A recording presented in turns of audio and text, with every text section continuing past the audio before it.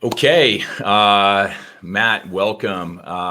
It's a pleasure to see you. You in New Jersey right now? I am, yeah. Sunny New Great. Jersey, but I'm heading out to North Carolina tomorrow to bop between the Charlotte operation and the Asheville operation that we've got going on right now. Awesome. Well, listen, we had about 50 people RSVP for this. Really appreciate you taking some time. I know that your phone is probably quite literally smoking from calls, texts, and emails coming in from all of the amazing corporate partners that Team Rubicon has. But a couple of days ago, I put a post up about really a topic that we in the industry know as material convergence. This notion of that innate desire by people to send things versus cash in the aftermath of some of these storms, and drew a lot of engagement. I mean, it was shared hundreds of times, tons of comments, and I felt like with Milton hitting, it was probably appropriate to bring in the person that I know is kind of the foremost expert in post-disaster fundraising, and that's you, Matt. So hopefully with this reaches an audience much more broad than those that RSVP'd. But again, I know you're busy, so let's go ahead and dive into it. Obviously, the sun has risen in Florida. Hurricane Milton made impact overnight. I know that TR's National Operations Center has been humming with activity for 10 days ever since Helene made landfall. What was the planning meeting like today? What are we seeing as the sun has risen? What were the impacts of the storm? How did they maybe differ from some of the predictions that we're hearing, which were, of course, pretty dire? Yeah, look, I mean, the dire aspect of it, we narrowly averted. The fact that the storm tracked a little bit south ended up, saving a lot of Tampa, and, had it tracked north, we'd be having a very different discussion today because Tampa Bay would have filled like a bowl, 10 to 15 foot, maybe 20 feet of storm surge into, a heavily populated area like that. It would have caused immense damage. Sadly, all of that damage, flew south. That's Sarasota, St. Pete area, and they took the big brunt of that. It is as bad as you see. The fact that it slowed down so much is, fantastic compared to what it, again, could have been.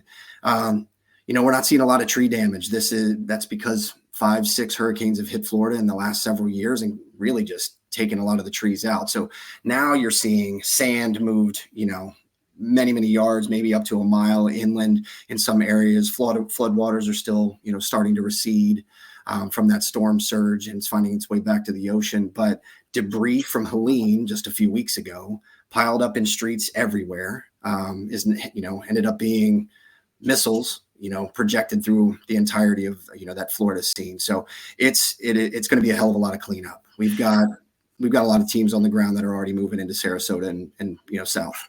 Yeah, I mean, I think that's one of those things that it's hard for some people that aren't in our industry to comprehend, right? This idea that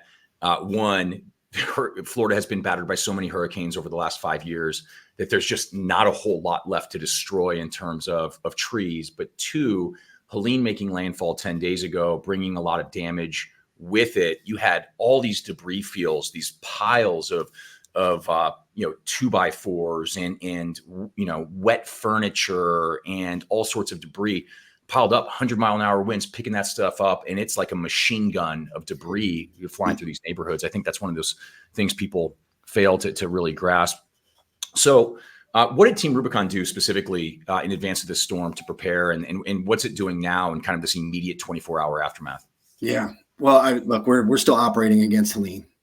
We've got bases of operations from Georgia all the way up to North Carolina and Tennessee. We're exploring operations in Virginia as well, all along Appalachia and everywhere that we can.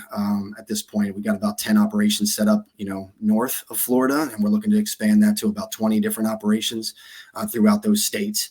This particular one, we already had Pasco County, which had 4,500 homes that were flooded out during Helene.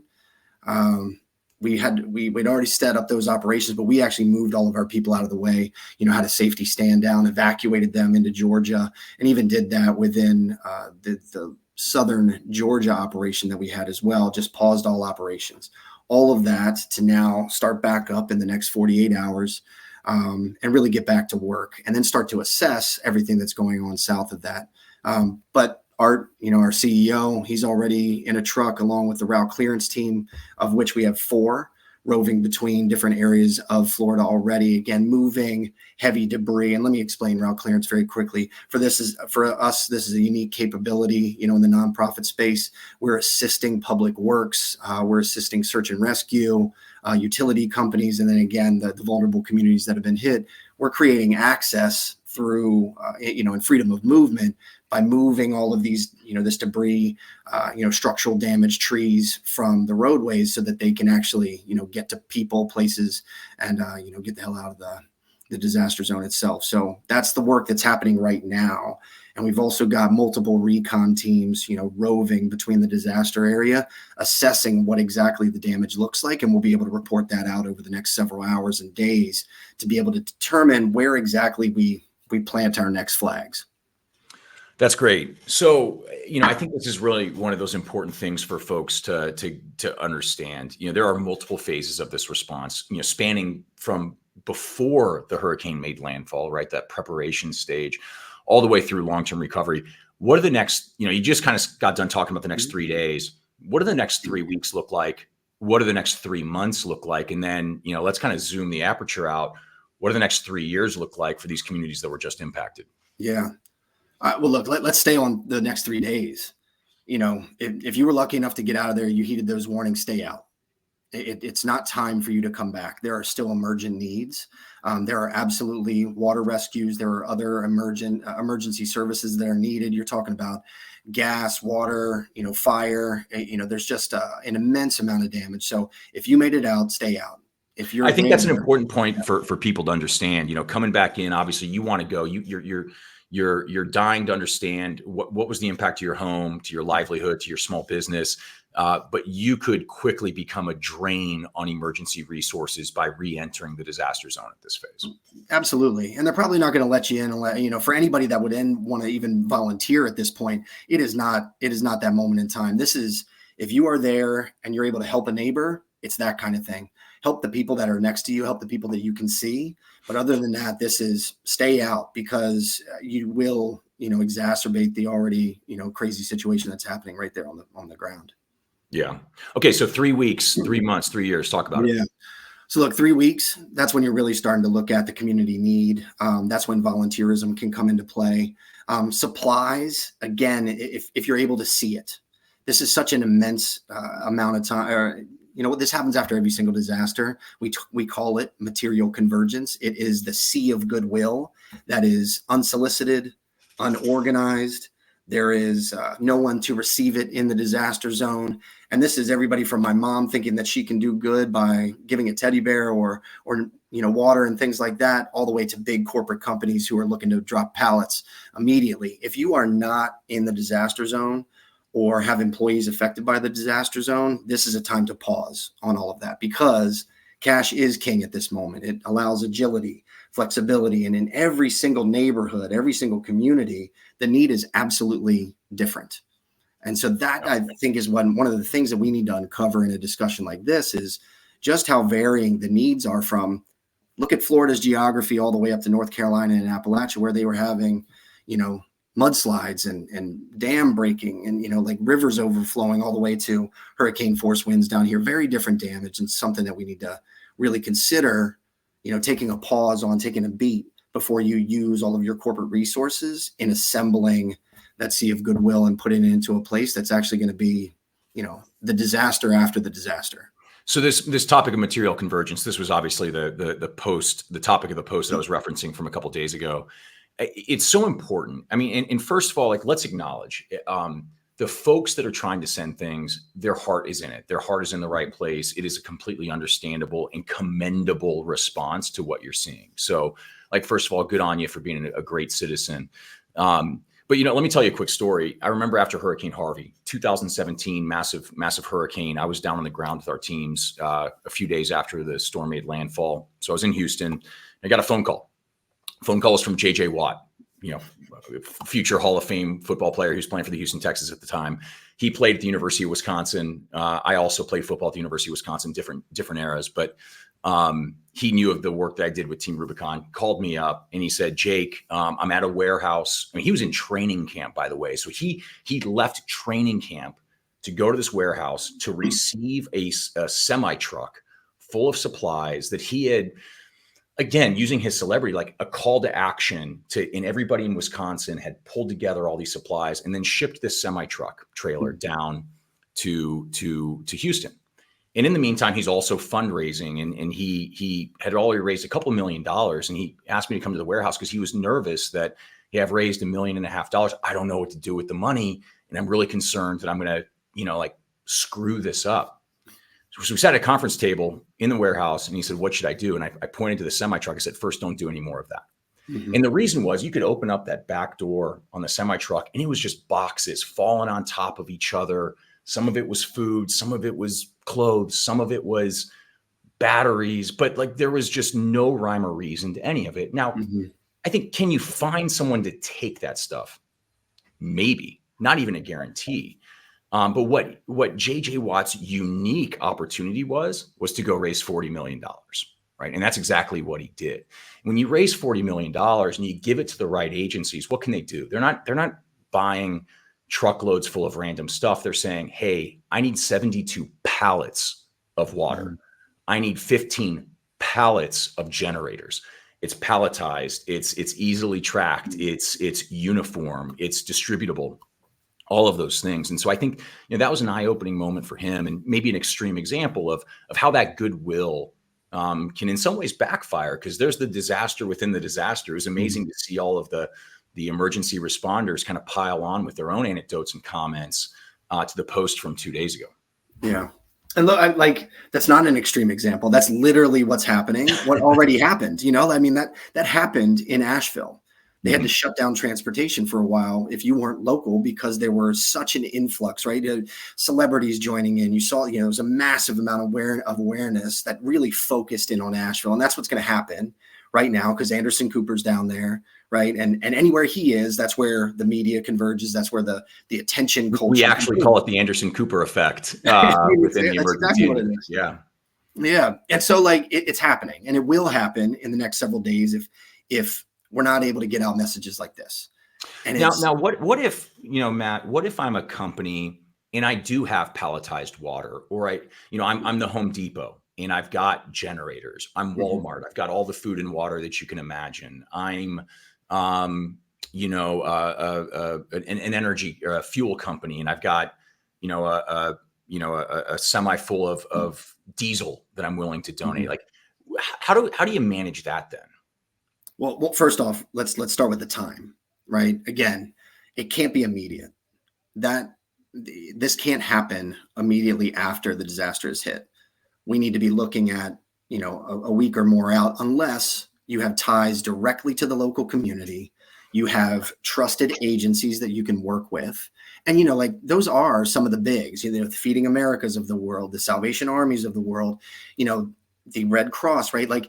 There's already infrastructure in place, but it is really about coordination of effort and focus and prescription. I think that's the thing that I keep coming back to, is unsolicited requests that just fly into a zone are absolutely one of the worst things that can happen, because then you clog logistical hubs where much needed actual inventory, requested inventory, is actually coming in. So I would say stay local, stay with those that you trust, and work in heavy coordination with them and their current infrastructure to be able to determine what you actually should be sending and when. That's my plea.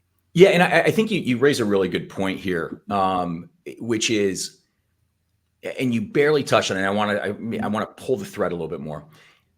If you have not done the work to proactively coordinate these relationships in advance of the storm, it is really hard for an organization or a federal agency or a state agency, certainly, to suddenly integrate what you're offering into what they're doing, right? And so in the emergency management community, we talk about blue skies and gray skies, and we often talk about, hey, the time to exchange business cards better be in blue skies. Like when things are good and you can talk strategically about, hey, should something bad happen, Walmart, Home Depot, BP, like whatever it might be, who have immense resources, here's exactly how we're going to create interoperability so that we can accept your offers of assistance.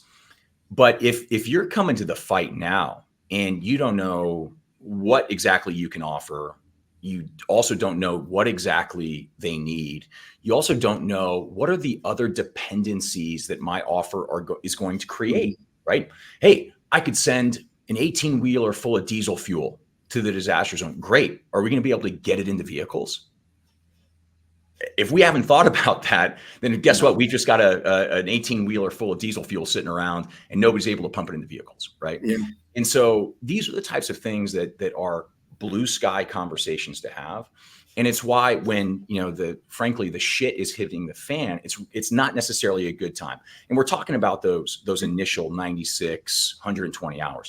Now, as we get some distance away from that acute moment of chaos, things are a little bit more steady state. Now the needs are becoming more clear. Roadways are clear. The infrastructure has begun to get established. Okay, hey, you got something you might be able to assist with. Here's what our needs are. How can you meet our needs? That's when you can start to do it. But that's, like you said, that's like 7 to 10 days post impact. Yeah, but you said, and let's pull on another thread. You said our needs, right? So the prescription, right, of somebody like Team Rubicon who understands the lay of the land. We're working into the infrastructure in every one of those local communities that's been impacted, and we have already made those local connections pre-landfall because we do it all year long in every blue sky. And so you bring up a good point of exactly what's necessary on the front end. It's the proactive nature allows for the proactive nature of organizing the effort actually allows for the reactive. And I think that's lost on a lot of the people because it's that emergent need. I need to do something. And sometimes it's the C-suite down. Sometimes it's the mass from employees up that, alert to that particular disaster. And it causes then the frantic nature of what do we do? What do we do? What do we do? And I would go back to the prescription buy and having a real open conversation and not saying, I company need to give you this. It needs to be flipped. It absolutely has to be led by those community organizations on the ground, state and local emergency management, the nonprofits that are working there to give you the information of exactly what they need 3 days, 3 weeks, 3 months, and 3 years out. Okay. So we've talked about 3 days and 3 weeks. Let's talk about, 3 months and 3 years. I mean, how does an organization like Team Rubicon start thinking about not just, the fight that's right in front of our face, but the fight that we're still going to be fighting when the cameras leave? I mentioned Pasco County earlier, 4,500 homes that have, before Hurricane Milton were already either red tagged, which means, uninhabitable and will need to be pushed to the curb. And sadly, that's a no-cost service that TR offers, to the survivors and, is to push memories to the curb. That's going to happen more often than we would like to think. It's going to happen tens of thousands of times. Team Rubicon is not going to do all of that. We have to work with all of the other volunteer organizations active in disaster. If you're not familiar, there's a national framework for that. National VOAD is the acronym. There's other organizations that are going to be working into this as well. And that's just the immediate piece for that particular, service. This is going to happen all up and down the East Coast. And it literally is going to be 6 to 12 months of full-on response before we can even really talk about what that recovery looks like. Infrastructure will come back. The community lifelines of food security, communications, and other things will start to come back up. People will eventually move back into those areas, after being displaced. And then new needs arise, right? Again, it's school systems, it's hospital systems, it's all of that's going to be, taken into place over the next 3 months. But the work continues behind the scenes long after the media has left. And I think that's the other piece that really leads to, again, the proactive planning is to say, man, we've got all this attention in the world and we're able to raise money. A lot of organizations are raising millions. But what do those 3 months, 3 years end up looking like when everybody is gone from this, and when disaster 5, 6, 7, in that given year end up hitting the news cycle and it's completely forgotten? Yeah, and Team Rubicon knows this all too well. Only 6 months ago did we finally stop our long-term recovery and rebuilding operations in Houston, Texas, from a storm that hit in 2017. So we were there for 6.5 years.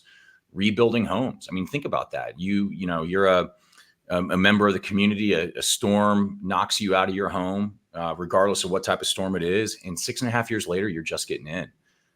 So there's really a lot that needs to be done. I think that there are organizations like Team Rubicon, St. Bernard Project, or SBP, really leaning into best practices to shorten that time between impact and reoccupying that home.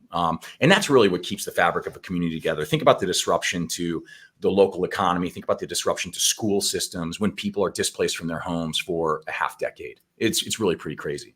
Well, but also to think about, like the family factors, the children, the medical needs, all of the other things that go into the people, right? And I think that's a question we get asked very often is, how are you different, or how do you collaborate with all the other bigs out there? And that's the beauty of what Team Rubicon does. We fill a lot of different gaps, and we have the ability through our veteran-led, responders to be able to look at a situation, and even if it's not a core capability, something that's a no-cost service that we advertise or that we really put out into the community often, we're able to fill those gaps, like vaccination efforts, after during the height of pandemic, right? Moving 50 million pounds of food off of Feeding America shelves when they're 65 and older volunteer base, literally couldn't volunteer anymore. I think that's the beauty of this. And, we talked about St. Bernard Project too, the closing of the gap between response and recovery. There's some archaic thinking out there around, when do we actually start the recovery phase? It should be as soon as damn possible, in my opinion, right? In our opinion. Yeah. Why put a false timeline of a year after a storm? Why do we need to celebrate an anniversary of a disaster to then start thinking about how we actually get people and community back together? Yeah. Yeah. I mean, the victims of that disaster are living that anniversary every single day they wake up and look at the home that used to be theirs, right? Yeah. So let's horseshoe this all the way back around. We're talking about 3 years. What about the 3 years before the storm hits? I think this is one of those areas that people fail to appreciate the level of effort that goes in at Team Rubicon, right? Our entire model is on recruiting, organizing, and training military veterans and other members of the community to make those communities more resilient. I used to say, the analogy that I always envisioned and talked about was like the 21st century volunteer fire department, in every community across the country, tapping into that grassroots effort to just be a part of the solution. I think sometimes Team Rubicon is thought of as like a big national NGO. Reality, we might be one of the most local disaster organizations out there. We're in every single county across the country. Talk about that. Yeah, well, look, at 180,000 volunteers, about half of those being, military veteran, the other half being first responders and what we call kick-ass civilians. The groundswell that's able to come from this, I think, is so organic, and it builds such a real community within communities that is based on tech, and the ability to not have to rely on brick and mortar and high admin costs and things like that. But, you might not see a Team Rubicon volunteer until he or she puts this shirt on and steps into the emergency operations center next to FEMA, the Red Cross and Salvation Army, of which, again, we're the three partners, national partners to FEMA, 100-year organization in Red Cross and Salvation Army, and Team Rubicon. And so that hard work happens every single day in communities because we're touching base with faith organizations and emergency management and working into the constructs and allowing our capabilities to be known before we're actually called upon. So I think that's that is definitely one of the misconceptions of the work that we do, because you just don't see this logo enough. And that's because we're probably the biggest organization that not everybody knows about. And we want to be, and are striving to be, the smallest organization that everyone knows about. I love that. We got a lot of CSR leaders that are tuned in here, and probably some Groundswell customers, probably some folks that we're talking to, and hopefully just a lot of folks that I've never met in my entire life. And I think that's one of the key takeaways here, right? Is that there's a lot of goodwill that's pouring out right now. Your CEOs are waking up to the news and they're picking up the phone and they're calling you and they're saying, "Hey, we got to do something." And I think, how can we flip that narrative? How can we flip that script, walking away from these back-to-back hurricanes, going into 2025, and instead say, hey, how can we invest smartly part of our budget into organizations that are making our communities more resilient? Because guess what? That doesn't just pay a dividend when a hurricane hits, right? I think one of the unintended consequences of the work that organizations like Team Rubicon do is, we're addressing that epidemic of loneliness, right? Mm-hmm. We're getting people out together in groups, doing productive things, training together, running these mitigation opportunities, whether that's, cutting fire breaks in, in that urban wildland defensive area, in places like Colorado and California that have been devastated by climate-induced, wildfire disasters, et cetera. There's such incredible outcomes that result from investing in these community-based efforts. And I think it's a conversation that we need to have. I know Team Rubicon and Matt, we've got some amazing corporate partners that invest every year into something we call the Ready Reserve. Matt, I don't know if you want to talk about that real quick and how that unlocks both our work in low attention disasters, but of course gives us the liberty to really surge into moments like this before we have an understanding of just how our partners are going to step up to the plate. Yeah, look, and I mean, it's not just the corporate partners that, we over-index on that, and we're very lucky to have them. And there's a lot of corporate partners that stand up like that. But there's major individual donors that want to see us in every community and want to build the resilience opportunity that's there. It's the mass market, the $5, $10, one time or every month that are actually fueling a lot of this. And it gives us the ability to plan. It gives us a longer runway to say, these are the areas that are being hit more often. Where do we focus our efforts? What does that effort actually look like? And how do we work within that local community to prescribe and build the scaffolding necessary for when the shit hits the fan? That's the kind of stuff that happens every single day. And it does take trust. And, I think we're looking at, there's a lot of conversation about trust-based philanthropy right now. And what does that actually mean?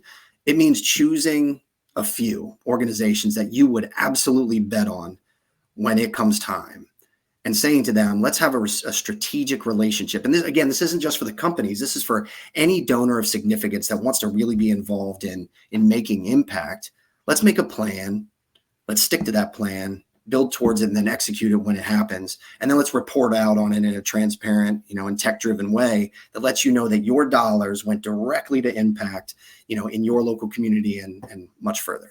Yeah. Yeah. Well, listen, I want to wrap it up here in a little bit. We haven't really touched on volunteering at all. And I know, again, for the CSR leaders that are dialed in, getting employees out and engaged in volunteer activities is really a critical and a big part of their mandate these days. Obviously, that's tough, right? I don't know too many CEOs and particularly general counsels and HR leaders that are scrambling to send their people into, the Tampa area after Hurricane Milton hits landfall. But what are the opportunities before, during, and after disasters hit? Start with the easiest one, and we mentioned a little bit earlier, just neighboring. Be the neighbor, right?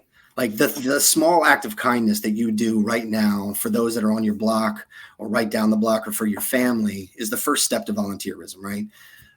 The second is again, looking out into your community and saying, what can I do as a person, not as the corporate entity? Because that's that first couple of weeks.